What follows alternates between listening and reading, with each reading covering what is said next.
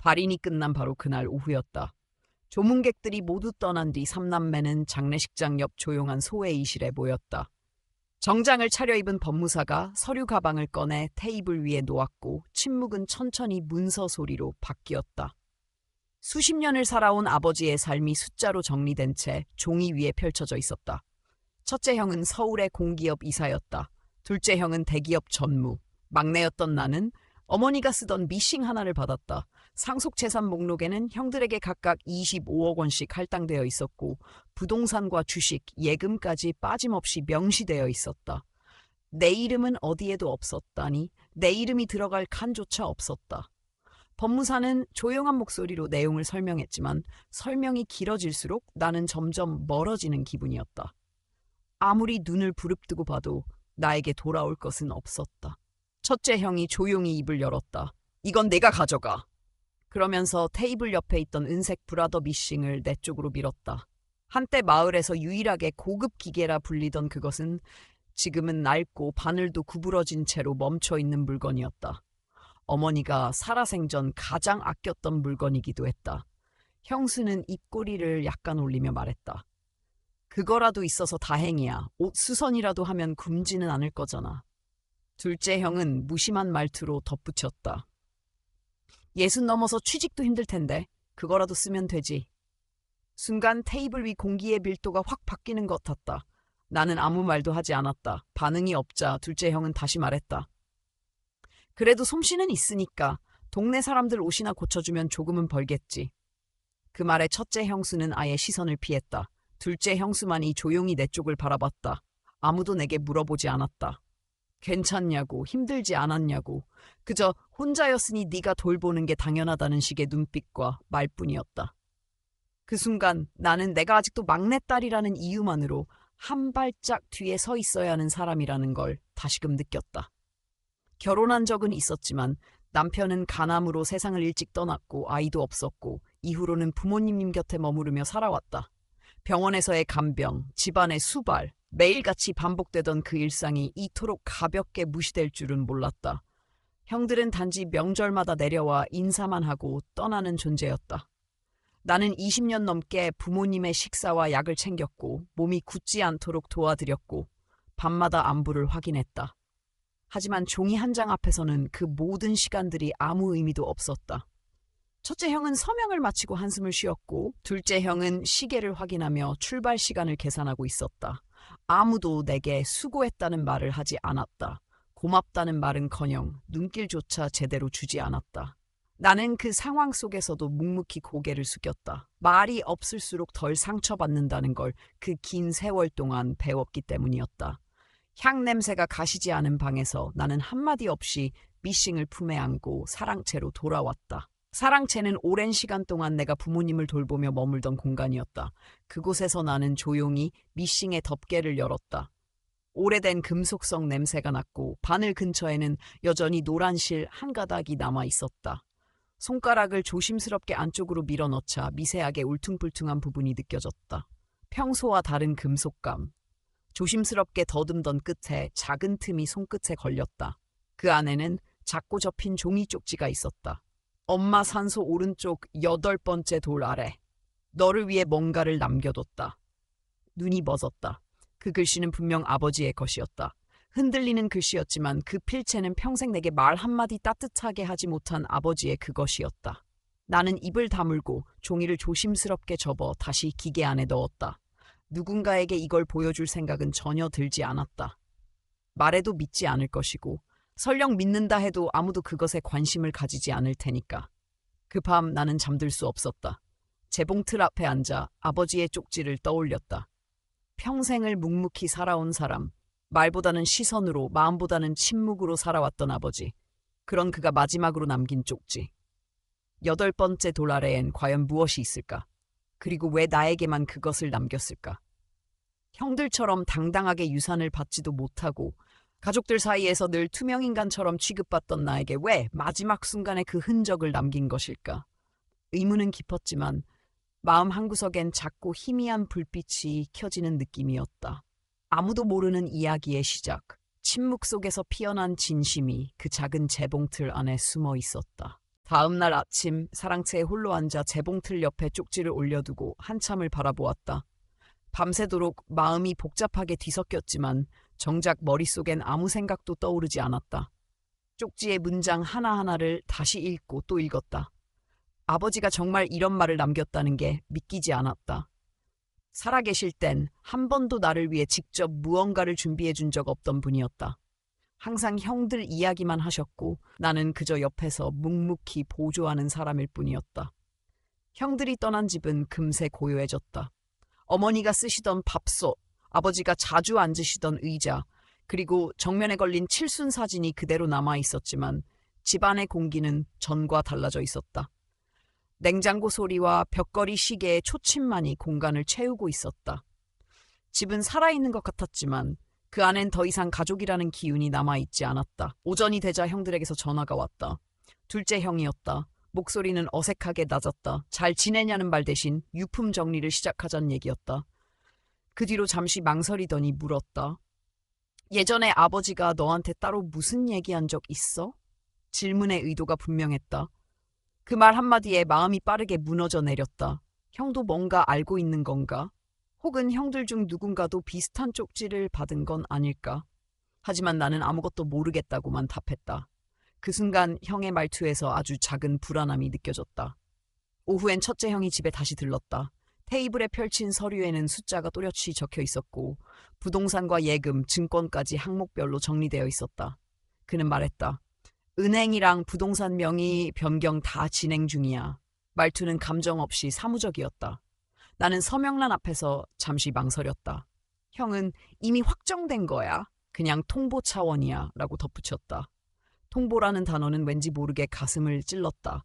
나는 단 한 번도 이 과정에 참여한 적이 없었다. 논의도 설명도 없이 모든 건 이미 정해져 있었다. 형이 돌아가려던 순간 다시 한번 물었다. 유품 정리했어? 눈빛은 여전히 어딘가 초조해 보였다. 순간적으로 떠올랐다. 혹시 형들도 아버지의 다른 흔적을 찾고 있는 건 아닐까? 내가 미싱에서 찾은 쪽지를 알고 있는 걸까? 아니면 그들이 받은 서류 어딘가에 실마리가 있었던 걸까? 나는 아무 대답도 하지 않았다. 말하면 안 될 것 같은 직감이 강하게 밀려왔다. 아직 그 쪽지와 열쇠의 의미가 완전히 밝혀지지 않았기 때문이다. 그날 밤 마음이 더욱 무거워졌다. 쪽지 속의 문장을 다시 꺼내 읽었다. 엄마, 산소 오른쪽 8번째 돌 아래. 그 장소엔 도대체 무엇이 숨겨져 있는 걸까?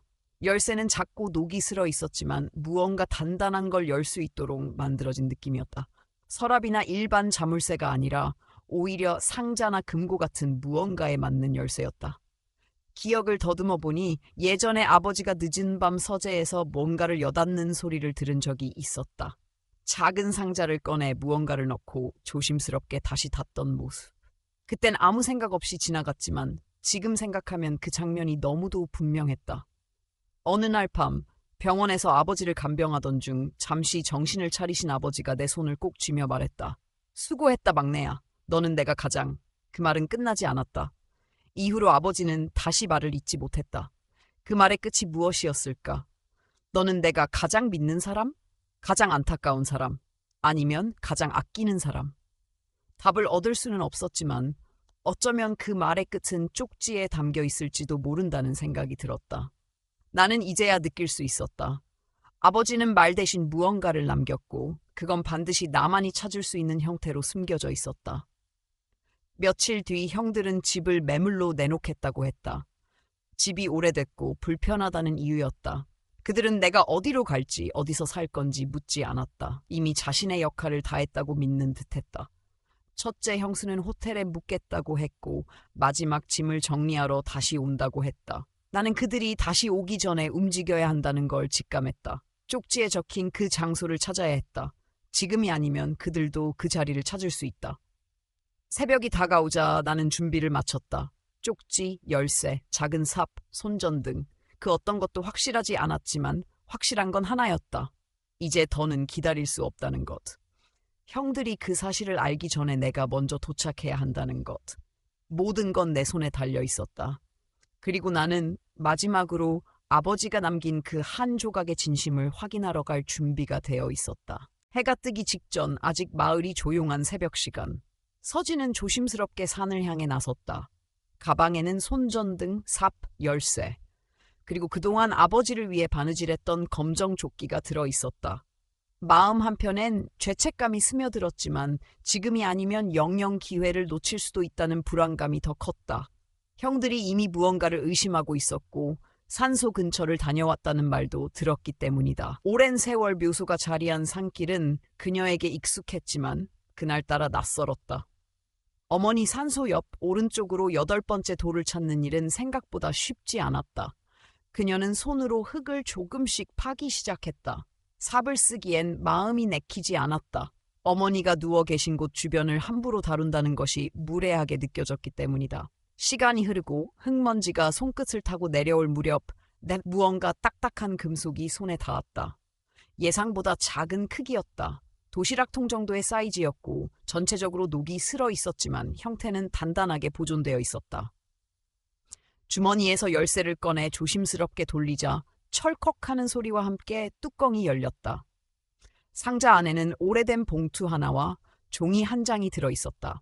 봉투는 조금 부풀어 있었고 종이는 접혀 있었지만 한눈에 보기에도 아버지의 필체였다. 떨리는 손으로 편지를 펼쳤다.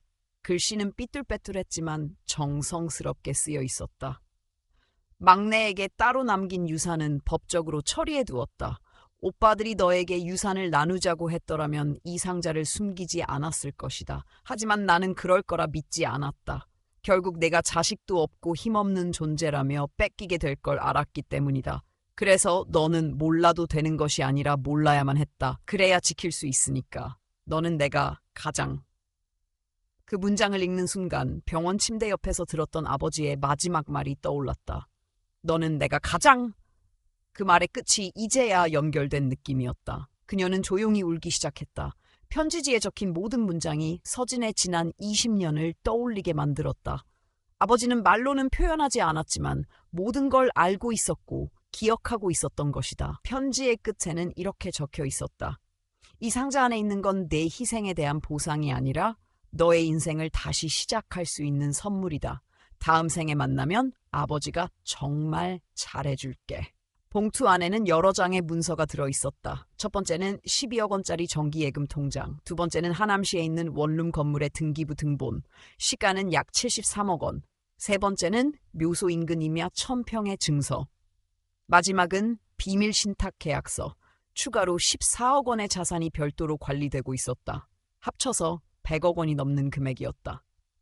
서진은 한동안 아무 말도 할 수 없었다. 상자 안의 서류들을 천천히 꺼내며 손끝으로 종이의 질감을 확인했다. 이 모든 게 꿈인지 현실인지 분간이 되지 않았다. 머릿속이 복잡하게 돌아가면서도 마음속 깊은 곳에서 무언가 단단한 감정이 피어올랐다. 평생을 침묵으로 일관했던 아버지가 마지막 순간에 이렇게까지 철저하게 준비해 두었다는 사실이 믿기지 않았다. 가장 아꼈던 자식에게 줄 유산을 아무도 모르게 가장 은밀하게 남겨둔 것이다. 그것은 단순한 재산이 아니었다. 오로지 막내인 서진만이 발견할 수 있도록 계획된 하나의 신호이자 사랑의 방식이었다. 그녀는 조심스럽게 봉투와 서류를 다시 정리해 가방에 넣었다. 열쇠는 원래 있던 미싱 속으로 다시 돌아갈 것이다. 그 미싱이 단순한 기계가 아닌 아버지와 자신을 이어주는 고리였다는 것을 이제야 알게 되었다. 그날 새벽 산속은 고요했고 바람은 잦았고 마음속에는 생전 처음 느껴보는 안도감이 차오르고 있었다. 집으로 돌아가는 길, 그녀는 처음으로 짐이 가벼워졌다는 느낌을 받았다. 그동안 어깨를 짓눌렀던 무게가 조금씩 풀려나가는 것 같았다. 집에 도착해 상자를 조심스럽게 내려놓고 다시 미싱을 바라봤다. 이제는 낡은 기계가 아니라 자신의 인생을 다시 시작하게 해준 출발점이었다. 아버지가 남긴 말 없는 진심은 결국 가장 강한 울림으로 그녀에게 닿았다. 그리고 그 진심은 이제 그녀만의 것이 되었다. 며칠이 지나고 서울 강남의 신탁센터를 찾아가는 길. 서진은 오래된 체크무늬 코트를 입고 손에 든 서류 봉투를 꽉 쥔 채로 은행 로비에 들어섰다. 안내 데스크의 직원은 조심스레 그녀를 응대했고 잠시 후 조용한 상담실로 안내되었다. 회색 정장을 입은 중년의 매니저가 자리에 앉아 그녀를 맞이했다. 매니저는 그녀의 이름과 주민등록번호, 아버지와의 관계를 확인한 뒤 조용한 목소리로 말했다. 고, 박기철님께서 생전에 설정하신 신탁입니다. 모든 절차는 이쪽으로 이어집니다. 서진은 손끝이 떨리는 것을 느꼈지만 고개를 끄덕였다. 매니저는 준비해온 서류들을 천천히 펼쳤다. 종이 위에는 전자공증 마크와 법무법인의 도장이 선명하게 찍혀 있었고 그 옆에는 열람권한 박서진 단독이라는 문구가 또렷하게 인쇄되어 있었다. 지문 인식까지 마친 뒤 매니저는 조용히 설명을 이어갔다. 이 신탁은 일반적인 방식이 아닙니다. 박기철님께서 가족 간의 분쟁 가능성을 고려하여 상당히 철저하게 준비하신 구조입니다. 수익권자와 결정권자는 모두 박서진님 단독입니다. 서진은 믿기 어려웠다. 자신이 단독으로 이 모든 자산의 권리를 가진다는 것이 현실 같지 않았다. 매니저는 덧붙였다. 사실 이 신탁을 설정하실 때 제가 직접 담당했습니다. 박기철님께서 말씀하셨습니다. 내 딸은 세상에서 가장 따뜻한 손을 가졌습니다. 그 말을 들으며 이 서류들을 작성했습니다. 그 말을 듣는 순간 서진의 눈가가 뜨거워졌다. 아버지가 자신에 대해 그런 말을 했다는 것이 믿기지 않았고 동시에 이제까지의 오랜 침묵이 모두 설명되는 느낌이었다. 아버지는 평생 따뜻한 말 한마디 제대로 하지 못한 사람이었다. 하지만 이 신탁을 통해 생전에 하지 못한 말을 대신하고 있었다. 매니저는 마지막 서류를 건네며 물었다. 오늘 바로 진행하시겠습니까? 서진은 고개를 끄덕였다. 더 미룰 이유가 없었다. 아버지가 남긴 마음을 이제는 정식으로 받아들일 준비가 되어 있었다. 은행을 나와 집으로 돌아오는 길, 가을비가 내리고 있었다. 우산은 꺼내지 않았다. 빗물이 얼굴을 타고 내려갔지만 그녀는 처음으로 그 빗방울이 상쾌하게 느껴졌다. 오랜 시간 붙잡고 있었던 감정이 조금씩 씻겨 내려가는 듯했다. 집에 도착하자 현관문에 쪽지가 붙어 있었다. 첫째 형이 남긴 메모였다. 짐 정리하고 갔다. 집은 2달 안에 비워줘. 매각 예정. 서진은 그 메모를 천천히 읽고 가만히 웃었다. 그들이 모르는 게 있었다. 자신이 이미 마을 부동산을 통해 이 집을 제3자의 이름으로 매입 절차를 진행하고 있다는 사실을, 오빠들이 팔려는 집을 자신이 다시 사들이고 있다는 사실, 아버지가 남긴 유산으로 추억이 담긴 이 집을 다시 지키고 있다는 사실. 그것은 결코 복수도 보복도 아니었다. 단지 스스로의 삶을 지키기 위한 선택이었다. 아버지가 원했던 방식대로 누구에게도 알리지 않고 조용하게. 형제들과의 연락은 거의 끊기다시피 했다. 장례식 이후 오빠들은 단 한 통의 안부 전화도 하지 않았다. 어디서 사는지, 어떻게 지내는지 묻는 사람도 없었다. 그들에게 나는 여전히 유산 하나 받지 못한 여동생일 뿐이었다. 하지만 그 사실이 이제는 중요하지 않았다. 일주일 뒤 서진은 집 안쪽 벽에 걸린 조끼를 꺼내 조용히 다려 작은 액자에 넣었다.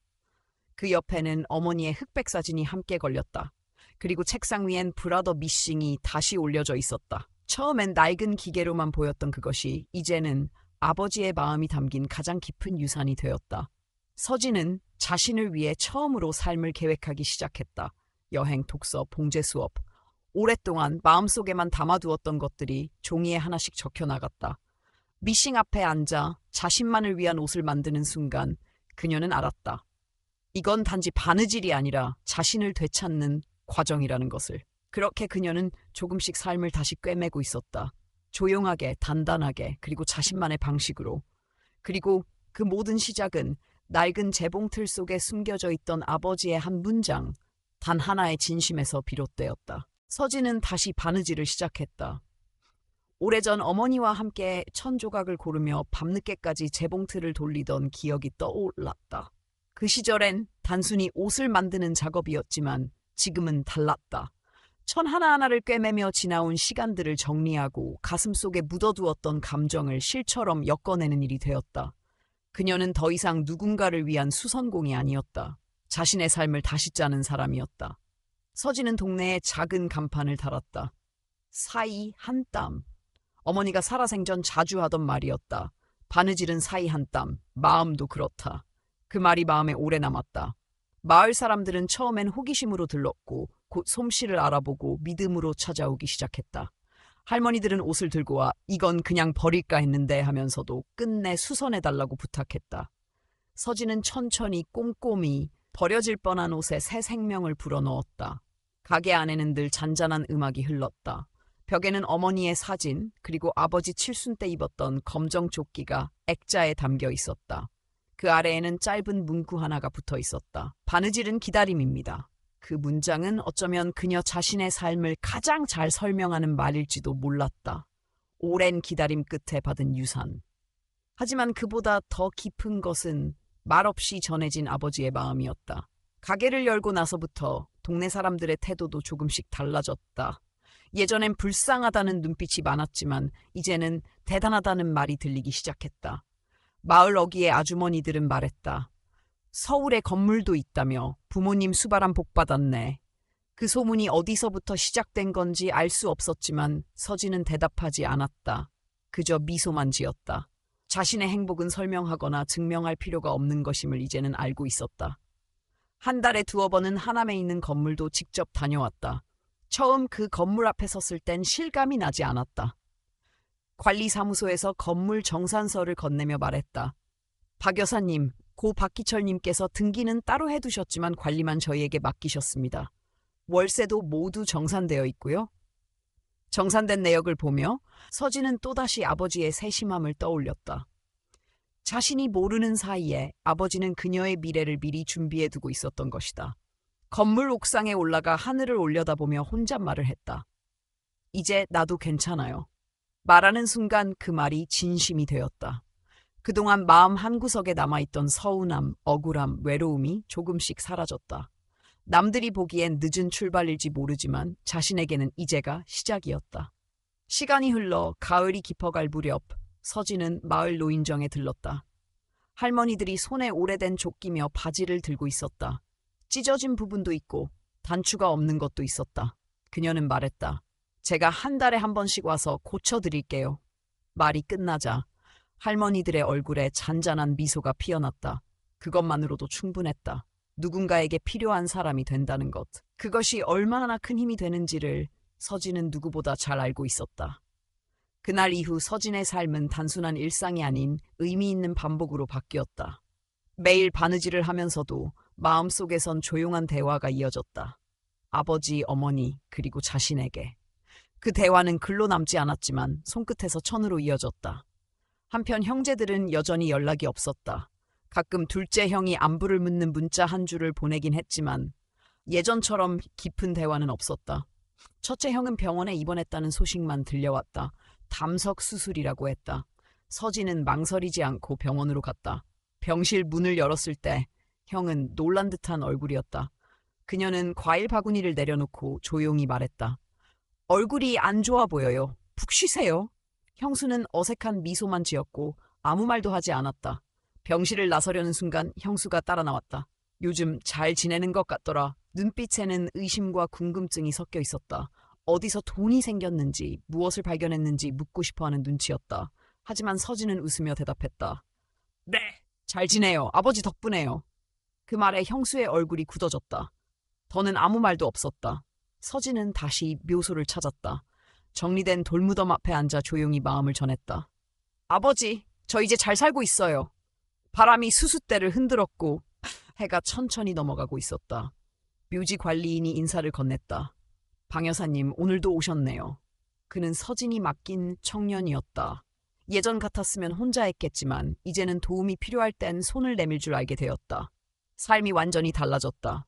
더 이상 누군가의 요구에 휘둘리지 않았고 아침에 눈을 떴을 때 가장 먼저 드는 생각은 오늘은 무엇을 하고 싶지였다. 간병하던 시절 하루의 시작은 늘 체온 체크와 약 봉지 확인이었다. 이제는 그런 루틴이 사라지고 대신 자신만의 리듬이 생겨났다. 서진은 생애 처음으로 해외여행을 떠났다. 일본의 작은 섬유 박물관을 찾았고 전통 직조 방식을 배웠다. 돌아와서 그 기법을 자신의 작품에 적용했다. 천을 엮으며 알게 되었다. 자신이 얼마나 오래 억눌려 있었는지 그리고 지금 얼마나 자유로운지를. 바느질방에 돌아와 재봉틀을 돌리며 생각했다. 나는 여전히 누군가를 위해 옷을 만들고 있지만 이제는 내 자신을 위한 실밥도 함께 꿰매고 있다는 것을. 서진은 이제 자신의 손으로 자신의 인생을 짜고 있었다. 그리고 그것은 누구의 동정도 아닌 오직 자신만의 선택이었다. 서진은 하남에 있는 건물의 월세가 매달 정산되어 들어오는 것을 확인하며 점점 생활에 여유가 생기는 것을 체감했다. 더는 장보는 일조차 계산기를 두드릴 필요가 없었다. 하지만 진짜 안정을 느낀 건 통장 잔고가 아니라 하루하루의 마음이 차분해졌다는 것이었다. 돈이 인생을 해결해주지는 않았지만 이제는 생존을 위한 불안에서 벗어나 삶을 바라볼 수 있게 되었다. 그녀는 여전히 마을에서 조용히 살고 있었다. 이따금 동네 아주머니들이 묻곤 했다. 서울에 큰 건물 있다면서? 서진은 대답하지 않았다. 굳이 설명하지 않아도 된다는 걸 알게 되었다. 사람들은 결국 겉으로 보이는 것보다 지금 모습으로 사람을 판단한다는 걸 오랜 시간 깨달아왔다. 한편 첫째 형이 병원에서 퇴원한 이후에도 연락은 없었다. 둘째 형은 간간히 문자 몇 줄을 보내오긴 했지만 마치 의무처럼 느껴지는 말투였다. 어느 날은 갑자기 이런 질문이 왔다. 아버지가 생전에 너한테 뭐 남긴 거 있니? 서진은 핸드폰 화면을 한참 바라보다가 단 한 줄만 보냈다. 없어요. 그 답장 이후 다시는 연락이 오지 않았다. 어느 날 서진은 조용히 창고를 정리하다가 형수들이 버리고 간 쓰레기 봉투를 열어보게 되었다. 봉투 속에는 아버지의 셔츠, 어머니가 수놓던 보자기, 낡은 뜨개 바늘들이 아무렇게나 구겨져 들어있었다. 그 중간엔 자신이 직접 만들었던 검정 조끼가 구석에 처박혀 있었다. 소매 끝은 실밥이 풀려 있었고 국물 자국처럼 보이는 얼룩이 한쪽 가슴팍에 퍼져 있었다. 그 조끼를 꺼내 조용히 닦고 다시 실을 꿰어 바느질했다.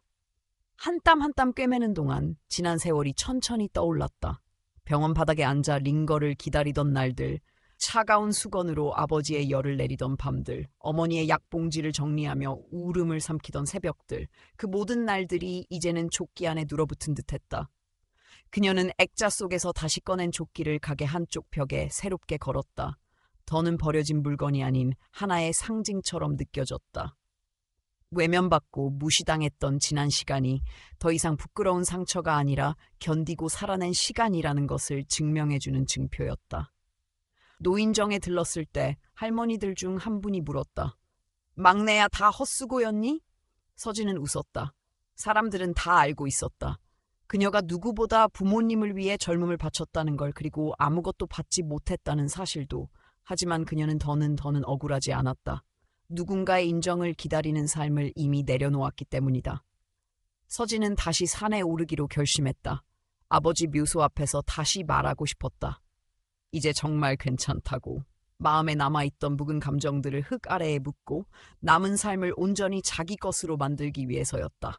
그날 새벽 그녀는 다시 가방을 챙겼다. 조끼, 손수건, 작은 꽃다발, 그리고 아버지가 남긴 편지. 해가 뜨기 전에 어두운 하늘 아래 서진은 묘소 앞에 조용히 섰다. 그리고 아무 말 없이 손을 모아 속삭였다. 이젠 아버지 없이도 괜찮아요? 돌아오는 길 그녀는 마을 청년과 마주쳤다. 묘소 관리를 맡긴 청년이었다. 방 여사님 오늘도 다녀오셨네요. 그는 밝게 인사했고 서진은 그 인사에 고개를 끄덕였다. 예전 같았으면 모든 걸 혼자 했겠지만 이제는 누군가에게 도움을 받는 일이 더 이상 부끄럽지 않았다. 그날 오후 서진은 다시 가게 문을 열었다. 그리고 바느질방 창가에 앉아 자신만을 위한 원피스를 만들기 시작했다. 20년간 단 한 번도 자신을 위한 옷을 만들어 본 적이 없었다. 늘 부모님의 이불 커버를 수선하고 병원용 잠옷에 허리를 줄이고 형수의 아이들 체육복을 손보는 데만 바빴다. 그날 처음 자신의 몸에 꼭 맞는 옷을 만들며 실을 꿰매는 순간 그녀는 느꼈다. 지금 이 순간이야말로 진짜 인생의 시작이라는 것을. 미싱 소리는 조용히 흘렀고 실밥은 곱고 단단하게 이어졌다. 조명이 드리운 천 위에 햇살이 천천히 스며들고 있었다. 누구도 그녀에게 방향을 지시하지 않았고 누구도 그녀를 평가하지 않았다. 오롯이 그녀 자신의 선택으로, 그녀 자신의 손으로 인생을 다시 짜고 있었다. 그리고 그 삶은 그 어느 때보다도 아름다워지고 있었다. 서진은 매일 아침 같은 시간에 눈을 떴다. 예전처럼 알람 없이 약 챙기기나 혈압 재기 같은 루틴은 더 이상 없었다. 대신 창밖의 햇빛을 느끼며 오늘은 무엇을 만들지, 누구를 만나게 될지 생각하는 시간이 시작이었다. 간병의 일상으로 뒤덮였던 지난 20년의 시간에서 벗어나 드디어 자신의 리듬을 되찾은 삶이었다. 그녀는 가게 한켠에 바느질 일지를 두고 손님들과 나눈 이야기, 맡은 옷에 사연을 적어두었다. 어떤 조끼는 돌아가신 할아버지의 냄새가 남아 있었고, 어떤 치마는 30년 전 첫 데이트에 입었던 옷이었다. 서진은 그 옷들을 손질하면서 사람들의 시간을 함께 복원하는 기분이었다. 옷의 실밥을 다시 꿰매는 일이 단순한 수선이 아닌 누군가의 추억과 마음을 되살리는 일이라는 걸 알게 되었다. 어느 날 노인정에 들른 서진은 손뜨개로 만든 목도리 몇 개를 기부했다. 할머니들 사이에서 작은 감탄이 흘렀다. 이거 방 여사가 만든 거래. 누군가는 말했다. 역시 박기철 딸이야. 그 한마디에 서진은 아무 말 없이 웃었다. 어쩌면 그게 자신이 지닌 정체성의 전부일지도 모른다. 누구의 아내도 누구의 엄마도 아닌 박기철의 딸. 그 사실만으로도 충분했다. 시간이 흘러도 서진은 부모님의 묘소를 정기적으로 찾았다. 언젠가부터는 묘 앞에 앉아 긴 이야기를 나누곤 했다. 바람이 분 날이면 오늘은 조금 쓸쓸해요. 비가 오면 우산 없이 다녀왔어요. 같은 말들을 속삭였다. 그 대화는 목소리로 전해지지 않았지만 마음속에서는 분명히 이어지고 있었다. 그날도 그녀는 산을 올랐다. 정리된 묘지 앞에 앉아 아버지에게 말했다. 저 이제 정말 잘 살아요. 제가 만든 옷을 좋아해주는 사람들이 많아졌어요. 오래된 묘비의 돌결 위로 햇살이 내려 앉았다. 그녀는 묘소 옆에 놓인 작은 꽃병에 새 꽃을 꽂고 가방에서 조그만 보자기를 꺼냈다. 그 안에는 자신이 만든 새 손수건과 아버지가 생전 입던 셔츠의 단추 하나가 있었다. 단추는 낡았지만 유난히 반짝였다. 아버지가 마지막까지 아끼던 셔츠였다. 그날 산길을 내려오던 길, 마을 청년 하나가 그녀를 마주쳤다. 안녕하세요, 방 여사님. 오늘도 오셨네요. 그는 묘지 관리인이었다. 서진은 조용히 고개를 끄덕였고 청년은 말없이 묘소 쪽을 바라보았다. 서로 많은 말을 나누지 않았지만 서진은 알 수 있었다. 이 청년도 그녀의 삶을 응원하고 있다는 걸. 이전의 서진이라면 모든 일을 혼자 해결하려 했을 것이다. 감정도 시간도 무게도 혼자 견뎌내는 것이 익숙했다. 하지만 이제는 달랐다. 누군가에게 도움을 청하는 일, 사람에게 기대는 일이 더 이상 부끄러운 일이 아니었다. 타인의 손길을 받아들이는 것이야말로 진짜 독립이라는 것을 몸으로 배워가고 있었다. 서진은 종종 생각했다. 아버지가 마지막까지 숨기려 했던 그 상자의 의미를. 단순히 돈이나 재산 때문이 아니라 누군가의 인생을 진심으로 지켜주고 싶었던 마음이었을 것이다. 평생 말로는 표현하지 못했던 감정이 침묵이라는 방식으로 그녀에게 전달된 것이었다. 그래서 그 유산은 결코 보상이 아니었다. 한 사람의 인생을 인정한 아주 조용한 선언이었다. 그녀는 다시 바느질 방으로 돌아왔다. 창밖엔 단풍이 들기 시작했고 가게 안에는 따뜻한 커피향이 은은하게 퍼졌다. 작업대 위엔 새하얀 천이 펼쳐져 있었고 실과 바늘이 가지런히 놓여 있었다. 그 천은 어머니가 마지막으로 시작하고 끝맺지 못한 작업이었다. 실밥이 반쯤 꿰어져 있었고 가장자리는 아직 마감되지 않았다. 서진은 그 천을 조심스럽게 이어가기 시작했다. 마치 어머니의 손길을 받아 이어주는 것처럼. 천을 꿰매는 동안 서진은 마음속으로 말을 걸었다. 어머니, 이제는 제가 마저 이어갈게요. 미싱이 돌아가는 소리는 조용하고 단정했다. 바느질은 기다림이라는 말처럼 그녀는 오랫동안 기다려온 삶의 완성을 한 줄 한 줄 꿰매고 있었다. 아무도 알아주지 않아도 괜찮았다. 누구에게 설명하지 않아도 충분했다. 가끔은 하남의 아파트에서 지내기도 했지만 여전히 의성으로 한 달에 몇 번씩 내려왔다. 뿌리가 있는 곳을 완전히 떠날 수 없었기 때문이었다. 젊은 청년에게 가게를 맡기고 올라가는 날이면 기차 안에서 지난 삶을 돌아보곤 했다. 그리고 다시 마을로 돌아오는 길엔 늘 같은 생각이 들었다. 여기가 나를 만든 곳이고 나를 지켜준 곳이라는 것. 가을의 끝자락. 서진은 마을회관에서 봉제 수업을 열었다. 바느질을 배우러 온 할머니들은 천을 고르며 아이처럼 즐거워했고 서진은 천천히 한 명씩 실을 꿰어주었다. 마치 오래된 세월을 다독이듯 그 작은 수업이 그녀의 삶을 더욱 깊고 따뜻하게 만들어주고 있었다. 그녀는 알았다. 이 조용한 일상이야말로 아버지가 바라던 진짜 유산이었다는 것을. 말없이 지켜보고 아무 조건 없이 건넨 사랑.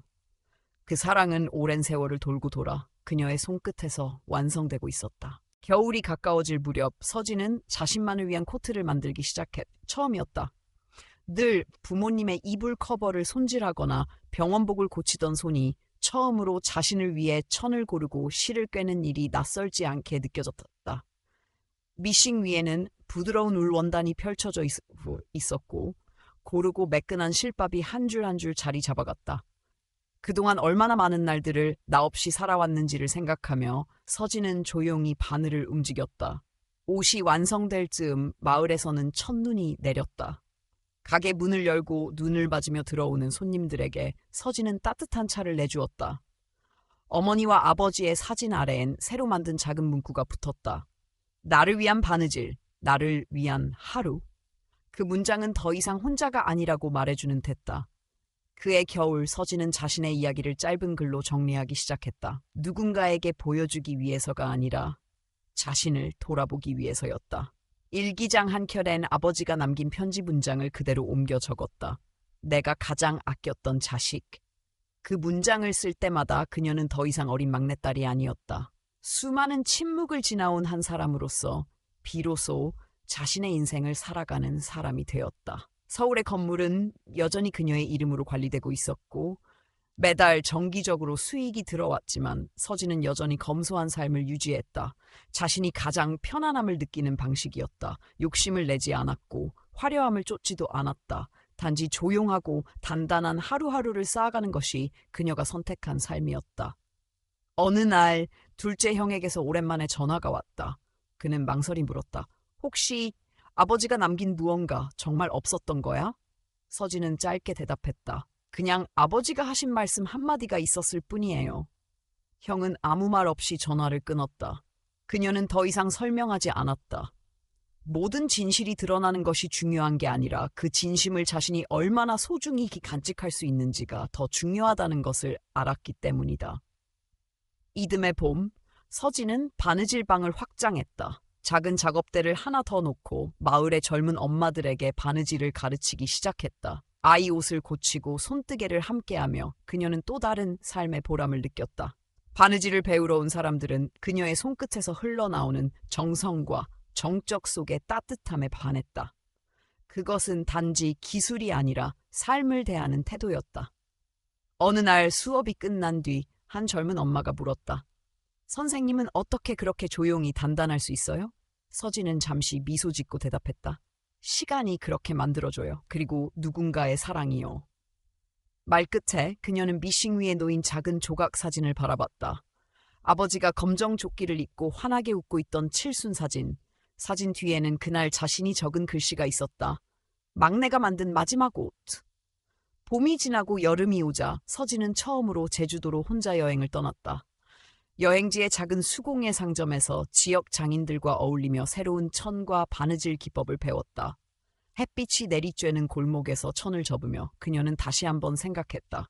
자신이 선택한 삶이 얼마나 감사한지를. 그 길끝에서 마주친 모든 사람과 장면이 모두 자신을 위한 선물처럼 느껴졌다.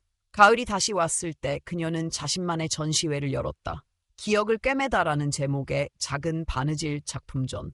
전시장 한켠에는 어머니가 남기고 간 미완성 천이 완성된 형태로 전시되어 있었다. 그 옆에는 아버지가 입었던 조끼, 그리고 그가 남긴 편지 원본이 액자에 담겨 있었다. 사람들은 그 조용한 공간에서 오래 머물렀다. 서진의 삶과 시간이 천으로 스며들어 관람자들의 마음을 움직였다. 전시회가 끝난 후 한 아이가 어머니 손을 잡고 와서 말했다. 나도 저런 조끼 만들고 싶어. 서진은 아이의 머리를 쓰다듬진 않았지만 조용히 말해주었다. 그럼 같이 배워보자. 그날 밤 서진은 다시 미싱 앞에 앉았다. 흰 천 위에 바느질 선이 그려지고 새실이 감겨 있었다. 그 실은 그녀가 살아온 시간의 결이었고 다시 이어갈 미래의 시작이었다. 바느질은 기다림이었다. 사랑은 침묵이었고 인생은 스스로 꿰매는 옷이었다. 그녀는 더 이상 누구의 그림자도 아니었다. 더는 유산을 받지 못한 막내딸도 아니었다. 누군가의 손끝에서 조용히 살아낸 인생이 이제 누군가의 위로가 되고 있었다. 그리고 그날 밤 그녀는 오랜만에 일기장에 한 줄을 적었다. 내가 받은 진짜 유산은 나를 지켜낸 내 자신이었다. 오늘 이야기에 귀 기울여 주신 여러분께 진심으로 감사드립니다. 긴 이야기였음에도 끝까지 함께 해주셔서 큰 힘이 되었습니다. 이 이야기는 단순한 가족 간의 갈등이나 유산에 대한 내용이 아닙니다. 말보다 깊은 마음, 침묵 속의 사랑, 그리고 스스로를 잃지 않는 삶에 대한 메시지를 담고 있습니다. 누군가의 인정을 받지 못해도 오랫동안 외면당하고 잊힌 것 같아도 결국 나를 지키는 건 나 자신이라는 진리를 다시금 깨닫게 해주는 이야기였습니다.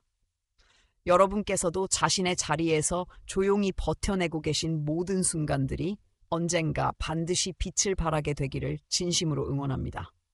우리의 이야기가 작은 위로와 공감이 되었다면 아래 좋아요 버튼을 눌러주시고 느끼신 점이나 떠오른 생각을 댓글로 남겨주세요. 여러분의 한 줄 생각이 저희에게는 큰 격려가 됩니다. 또한 앞으로도 따뜻하고 의미 있는 이야기들을 계속 전해드릴 수 있도록 구독 버튼을 눌러 함께 해주세요. 다시 한번 귀한 시간 내어 함께 해주셔서 진심으로 감사드립니다. 여러분의 하루가 조금 더 따뜻해지길 바랍니다.